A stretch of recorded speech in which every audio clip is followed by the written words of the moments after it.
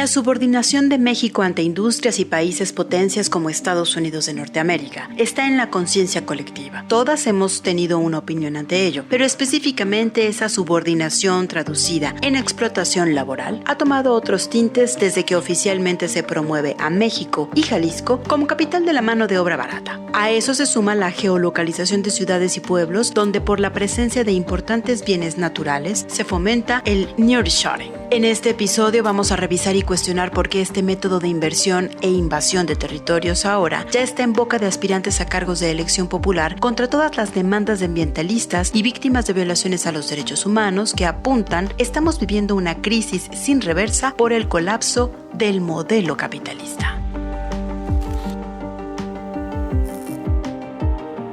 Que sí, que el tema del nearshoring pues es un fenómeno que se está dando, desarrollando, que viene en nuestro país, que hay lugares específicos y estratégicos para su desarrollo, y lo que hay que cuestionar entonces es de qué manera, ¿no? Así que tendríamos que estar hablando de esta relocalización de industrias, de negocios en nuestros países y en nuestras ciudades, aquí en México, pero tiene que estar totalmente acompañado de una planeación urbana, sustentable, democrática, de bienestar. Hay una nueva fórmulas de empleos y de trabajos que fortalecen sobre todo el espíritu de la flexibilidad y de la precariedad. El hecho de que haya nuevos empleos no significa que sean mejores pagados o mejoren las condiciones de las mujeres, sino que es una manera de tamizar o es una manera de adecuarse a lo que se requiere en el sistema productivo industrializado que tenemos, postindustrial que tenemos actualmente en lo que va del siglo XXI. Oracle tiene su hub precisamente aquí en el municipio de Zapopan, o Flextronics, o Jabil, o muchas otras empresas que llegaron de tecnología a nuestra ciudad por ver esos atractivos. Desde hace más de 30 años se generó una lucha y una defensa por el agua. Y pues han sido como todo una cronología, ¿no? De cómo se han ido complejizando. Nosotros las hemos percibido como oleadas, que desde los años 70 del siglo pasado, pues empezó como las primeras expansiones del capitalismo industrial en la región, con la idea de la promesa del desarrollo y del progreso, que los campesinos en ese momento sobre todo eran las personas que reconocían, ¿no? Como esta imposición de la realidad, y que se empieza a degradar los suelos, la tierra en el Valle de Suchitlán. La intención principal de la utilización de servicios a través del nearshoring es la de aumentar la capacidad de resolver de manera acelerada la necesidad de una empresa. Si una firma en el desierto de Las Vegas requiere desarrollar un software para el cual contratará a 65 ingenieros, diseñadores, probadores y administradores del proyecto, una forma de agilizar este proceso es contratar a una firma bajo este esquema de nearshoring y que haga el trabajo de manera remota, por ejemplo, desde Nuevo León, en México. Eso suena fácil y lógico, pero lo que complejiza que las periferias y los centros de las ciudades ahora se vuelvan agentes de más crecimiento de empresas bajo el esquema de lo que llaman nearshoring es que ni siquiera se ha resarcido o solucionado el modelo anterior de ocupación extractivista, que además ha generado encadenamientos laborales. El mundo del empleo y del trabajo es dinámico, va modificando, se va cambiando, no es estático.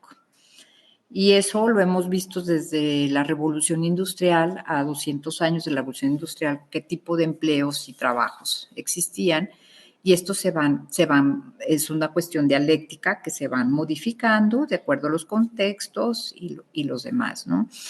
Estas nuevas formas de trabajo son muy diversas. Entonces, tenemos una diversidad muy, muy rica, muy interesante.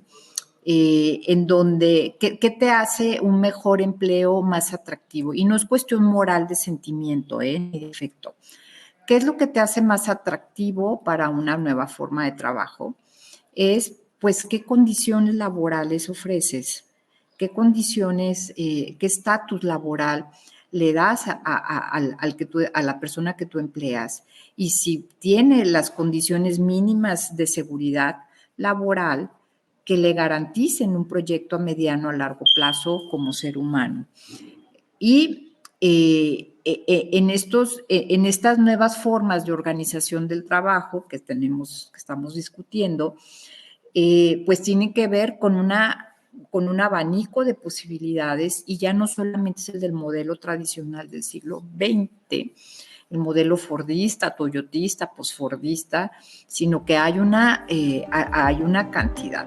Una de las posiciones más trascendentes que dejó el inicio de la Cuarta Transformación fue el paso de un académico como titular de la Secretaría de Medio Ambiente y Recursos Naturales, a cargo de Víctor Manuel Toledo, porque le puso nombre a la devastación de los territorios por necesidad de volverlos productivos. Les llamó los infiernos ambientales de México, divididos por regiones, y claro que Jalisco tiene uno muy visible: el Salto. Fíjense, ¿de qué manera estamos trabajando? Es impresionante. A ver, por ejemplo, la disponibilidad de agua, primero superficial, la disponibilidad de agua subterránea, pero también le podemos agregar, por ejemplo, el Sistema Nacional Portuario, los proyectos carreteros, los corredores turísticos. Estamos planeando por región, por sector, por vocación, y sobre todo, el mensaje un poquito es que cuando pensemos en más, pensemos en los demás. Para cuestionar el modelo ya no de importación-exportación, sino darle nuevas vocaciones. A periferias y ciudades ya en riesgo de sequía, por ejemplo, toca entender las ventajas y desventajas, pero eso pasando del corte.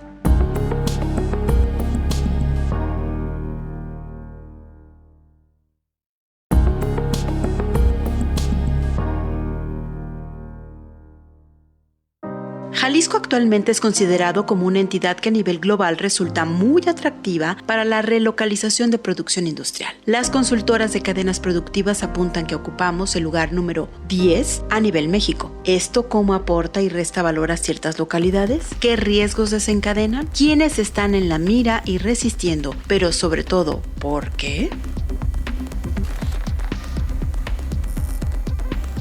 Primero fuimos Silicon Valley mexicano, y los resultados ya los conoces. Algunos le llaman el tour del horror, el acercarse a las orillas del río Santiago, que ni con medidas cautelares de la Comisión Interamericana de Derechos Humanos está cerca de verse restaurado y saneado por haberse convertido en el río con más cargas tóxicas por la producción de manufactura electrónica a bajo costo. 50 años después de ser el paraíso de la industria de electrónicos, la Secretaría de Innovación, Ciencia y Tecnología, la Secretaría del Trabajo, la Secretaría de Educación y la Secretaría de Desarrollo Económico de nuestro estado Jalisco anunciaron desde el año 2023 una política pública llamada Jalisco Tech Hub Act. Nuestro estado pone talento, incentivos y presupuesto, pero sobre todo despojo, como ya se documentó en la edificación de la ciudad creativa digital. Siempre es importante hacer memoria, ya no solo en el caso del Salto, sino en Tlajomulco, que ha sido el epicentro de vivienda de bajo costo, especulación inmobiliaria, zona de desigualdades y pozo de agua para farmacéuticas y fábricas de fertilizantes. Todo esto es un territorio que podría ser un nuevo epicentro del nearshoring. De diálogo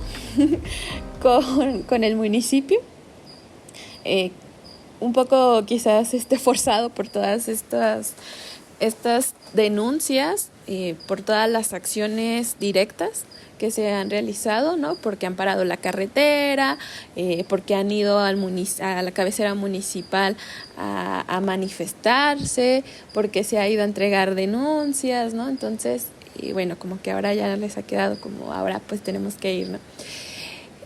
Justo recordaba que en estos días recientes hubo una visita del gobernador al pueblo para inaugurar un centro escolar supuestamente, y pues allí hubo un acercamiento, ¿no? Las mujeres que venían con todas estas preocupaciones del agua fueron a manifestarse ahí con él, y su reacción fue preguntar que cuáles eran las empresas que estaban afectando, ¿no? Que estaban, porque la denuncia es que extraen y contaminan, ¿no? Entonces, pues no sé, nos pareció como muy raro, ¿no? Que el gobernador hiciera ese cuestionamiento cuando él viene de su nicho político, partidista, ha sido Tlajomulco de Zúñiga, ¿no? Inició en el PRI como regidor y ya, bueno, ahí se ha ido cambiando la camiseta, pero él inició ahí, justo en la oleada de los fraccionamientos a inicios del siglo, de los 2000, y que no está enterado, ¿no? Como de cuál es la situación en el territorio, nos parece un poco, pues hasta cínico, ¿no? Durante la Feria Internacional del Libro en el año 2023 hubo un panel para explicar cómo si el nearshoring trae aspectos positivos a las ciudades globales, como le dicen. Clara Brugada, exalcaldesa de Iztapalapa, en la Ciudad de México, se detuvo en el concepto ideológico que debe ir antes de poner una vocación a una ciudad. Generar ciudades en las que haya criterios distintos, donde haya inclusión, donde haya seguridad laboral, en donde pueda haber un crecimiento económico con un desarrollo sustentable, en fin. De lo contrario, pues ya tenemos experiencias en el norte que no, en la frontera, que no nos gustan. Así que tenemos que repensar, reinventar las ciudades con una perspectiva de derechos, no solo de crecimiento económico y alejado del bienestar. Un bienestar basado en convertir 1 millón de metros cuadrados de espacio público para la convivencia urbana en lo que se llaman los utopía, para la cultura, los cuidados y hacer deportes, no para vivienda vertical. Para la gente que vive en la periferia, lo que no está cerca no existe. O si existe, tiene que haber un recurso extra para poder trasladarse a donde está el desarrollo. Así que decidimos transformar el espacio público como uno de nuestros ejes fundamentales, no el único, uno de nuestros ejes fundamentales, con el gran objetivo de construir territorios de justicia, de igualdad, de paz.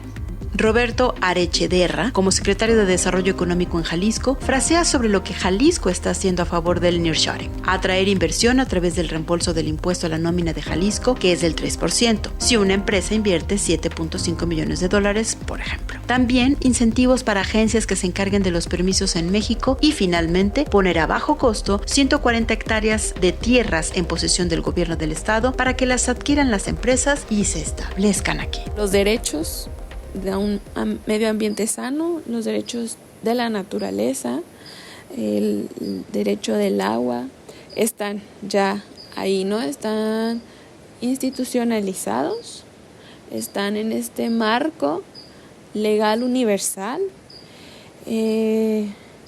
están ya ahí representados, ¿no?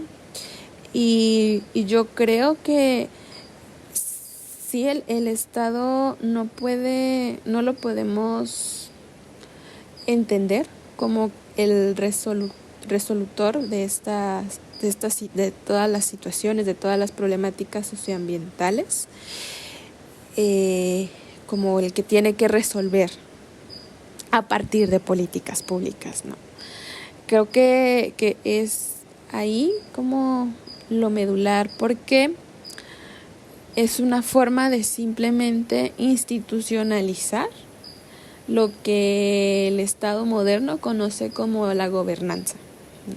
Que es esta distribución de las relaciones de poder que el Estado, que a través de la conformación del Estado en la modernidad colonizadora se ha entendido, ¿no? O sea, como si fuera un papá Estado y la sociedad fuéramos niñas, niños, ¿no? En agosto de 2022 se realizó una caravana sobre los impactos ambientales y sociales de las empresas transnacionales de origen europeo, que están establecidas en México para hacer notar a nivel mundial que si voltean a nuestro país es por la falta de regulación y consecuencias cuando se violan derechos humanos. Fue una iniciativa impulsada por organizaciones sociales mexicanas asociadas a la Asamblea Nacional de Afectados Ambientales de México y por el Transnational Institute, como dio cuenta el medio Perimetral Press. Parte de las denuncias de la caravana, que obran en quejas formales en la Comisión Nacional de Derechos Humanos, fiscalías locales y el Grupo de Trabajo y de Empresas de las Naciones Unidas, es que estas políticas del nearshoring o dar nuevas vocaciones a ciertas localidades fomentan la competitividad regional, que deriva en dejar de garantizar el derecho a un medio ambiente sano para agradar a las empresas como Syngenta, Nestlé, Volkswagen, Iberdrola y Bayer, por mencionar algunas. La complejidad en el tema crece cuando los pueblos dadores de beneficios a capitales extranjeros ahora comienzan a exigir transición energética justa, en un contexto global donde las guerras que vemos en tiempo real se sostienen por encabezar otras formas de hacer energía, sí, pero no en control de los pueblos, sino de ellos, las potencias.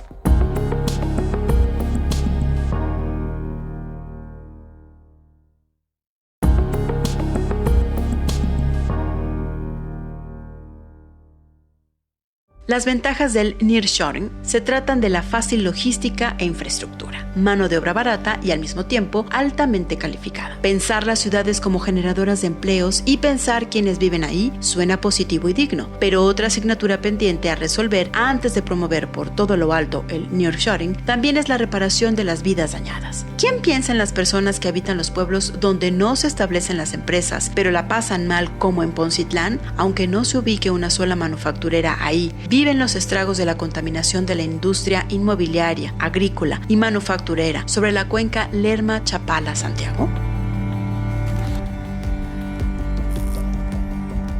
En el programa de la huella humana, el biólogo y ambientalista que dirige el Instituto Corazón de la Tierra, centrado en estudiar la problemática del lago de Chapala y las muertes ligadas a su contaminación, apuntó lo que es bien sabido en todas las esferas globales, pero poco admitido en foros y recintos gubernamentales.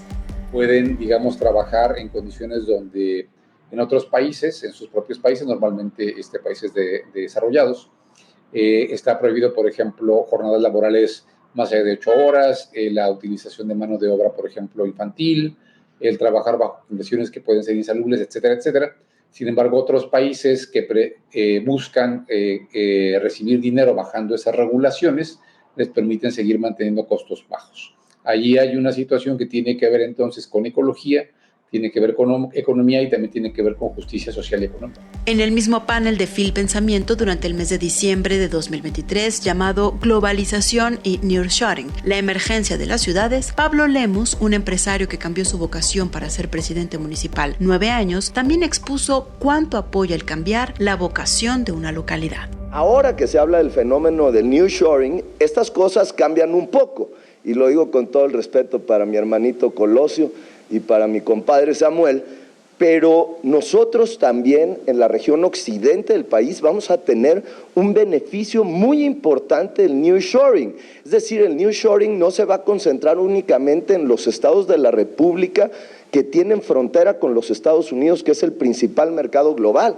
El occidente del país y la zona metropolitana se convertirán en un polo de atracción del nearshoring fundamental. ¿Por qué? Y esto lo vemos como una lógica regional, no lo vemos como una lógica de municipio o de ciudad, lo vemos como una lógica regional. ¿A qué me refiero? Pensemos que Manzanillo es el puerto de Occidente, es nuestro puerto, es donde ingresan y salen las mercancías que van o vienen de Asia, ese es nuestro puerto. Tenemos la red de carreteras más importante al principal centro de consumo del país, que es la Ciudad de México. Y tenemos, sin duda alguna, muchas ventajas competitivas como ciudad que hacen que esas inversiones del nearshoring estén llegando al área metropolitana de Guadalajara y a todo el occidente del país. Sin embargo, yo tengo una visión de ello que no tiene nada que ver con solamente atraer inversiones de esos grandes corporativos que vienen y probablemente ese efecto del nearshoring que va a durar 15 años aproximadamente, esto dice el Banco Interamericano de Desarrollo, ¿qué pasará en 15 años? estas grandes empresas que vienen a invertir al área metropolitana de Guadalajara, y probablemente ese fenómeno se va a revertir en 15 años y nuevamente van a optar por ir a Taiwán o a Corea o a China o a donde sea. Y entonces, ¿qué quedó como un valor agregado para la ciudad? Probablemente nada, y ya nos pasó una vez, cuando nos creímos que era el Valle del Silicio y muchas empresas que vinieron a invertir hace 35 años, cambió el efecto de esas inversiones y no dejaron ningún valor agregado para la ciudad. ¿Qué estamos haciendo entonces? Lo que nos interesa en mucho es sí atraer esas inversiones, darles la bienvenida, pero también crear una red de proveeduría de empresas locales. Entre las ciudades Zapopan y Guadalajara se ha promovido por todo lo alto, en combinación o como parte de la relocalización de industrias, transformar las ciudades de horizontales a verticales, provocando la gentrificación o salida voluminosa de barrios, gente y vecindades que durante décadas vivieron en los puntos más vitales hasta alejarse a la periferia. Vía remota, en el mismo evento de la FIL, el alcalde de Monterrey, Luis Donaldo Colosio, expuso su visión a favor del nearshoring. El fenómeno del nearshoring no solamente es algo que va a transformar ciertas ciudades del mundo, es también un fenómeno que invita a repensar la relación que tenemos las ciudades con el mercado laboral global. Esta necesidad del upskilling o del reskilling para poder tener esas ventajas competitivas ya como territorio son una pieza clave para el verdadero desarrollo humano, que como ciudades, al final del día las ciudades estamos en el negocio de cuidar a las personas, que como ciudades debemos de desarrollar precisamente para las personas con las que estamos trabajando o para las que estamos trabajando. Por eso, estas ventajas globales que se están dando a partir de estos cambios políticos, laborales, pero sobre todo económicos en el mundo, exigen que si van a realmente ser una ventaja para las ciudades, pues exigen entonces una constante actualización para que nuestras ciudades estén preparadas realmente para el futuro. Si queremos realmente aprovechar la conectividad y la globalización como oportunidad para invertir en nuestra gente, pues entonces se debe de cambiar todo el modelo urbano para poder privilegiar este desarrollo humano. Si hubo una voz reflexiva durante el foro en el que hemos basado este episodio, fue la de la experiencia de gobernar 8 años en Barcelona, Ada Colau, quien llamó en medio de las bienvenidas al nearshoring, organizarse por la esperanza y devolver a las ciudades justicia desde una imagen, ver a la niñez jugando libremente en todos los espacios públicos. Las ciudades no solo deben ser lo que hemos repetido mucho en los foros globales en los últimos años, que es deben ser más saludables, menos contaminadas, deben ser más justas, menos desiguales, más inclusivas, con la diversidad, más habitables en general, más seguras, tienen que ser un espacio de seguridad, pero eso es pensando solo en los ciudadanos que viven en las ciudades. Sin embargo, pensar solo en nuestra ciudad es un error, porque estamos hablando de un sistema mundo globalizado donde las crisis son globales. Entonces, no podemos desentendernos de ese contexto porque si no, no vamos a encontrar realmente buenas respuestas. Y ahí yo añado, no solo debemos trabajar por ciudades más justas, saludables y seguras, sino que las ciudades también deben ser el lugar donde refundar y fortalecer la idea de democracia, que es el menos malo de los sistemas políticos que nos hemos dado hasta ahora en la humanidad, y reconquistar sobre todo ideas fundamentales para la acción humana, que es la idea de esperanza y la idea de un futuro mejor. Eso últimamente se ha desdibujado completamente en nuestras vidas y eso hay que reconquistarlo, porque a quien no le interesa que nada cambie es aquellos que hoy acumulan privilegios con este mundo injusto. A la mayoría social nos interesa un futuro mejor y por lo tanto hay que reconquistar esa idea. Y las ciudades, ese espacio de proximidad donde fortalecer las comunidades, donde establecer vínculos y lazos de solidaridad, donde la gente no se sienta sola frente a la inmensidad, es el lugar donde reconquistar esa idea tan básica para el ser humano, que es un ser social por naturaleza, de que juntándonos podemos mejorar las cosas. Mientras se siguen discutiendo formas del capitalismo responsable en las esferas gubernamentales, a tomar en cuenta queda el imaginar las ciudades sanas, dignas y libres de despojo como una de las aspiraciones más básicas en las que tú y yo nos identificamos.